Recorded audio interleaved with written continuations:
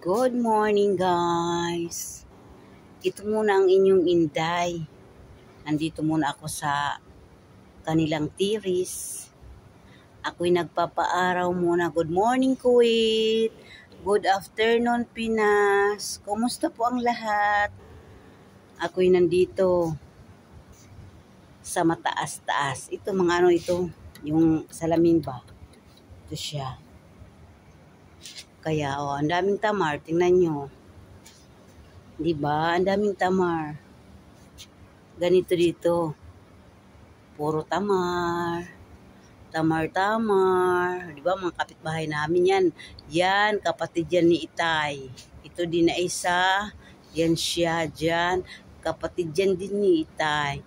Ito, sila dito. 4 na magkakapatid, magtabi-tabi. Puro lalaki. Sila mga magkakapatid sila Itay. Maganda ganito no, magkakapatid tapos magkatabi-tabi ang bahay. 'Di ba? Yan. Yan ang garden na pinakita ko sa inyo nung isang araw. Yan siya. Yan. 'Di ba guys? Hanggang dito na lang tayo nito sa mga katuktukan.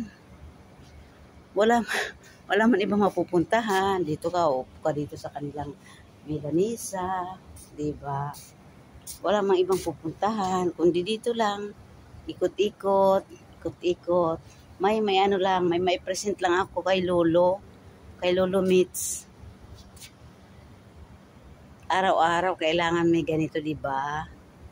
Kaya guys, ito naman ang inyong Inday. Sige, laglakaw-lakaw. Ito, itong lamisa. Tapos yung ano nila, home daw, di ba? Ayan. Ganyan dito. Tingnan mo, ang andun, lalim, di ba? Ang lalim. Siguro pag lumundag dito, bismillah. Rumok ang Inday. Pastilan Lord. Napakalalim. Napakalalim dito. Tingnan mo, lalim. Parang nyug, di ba? Para siyang nyug, yan. Yung tamar, yan siya.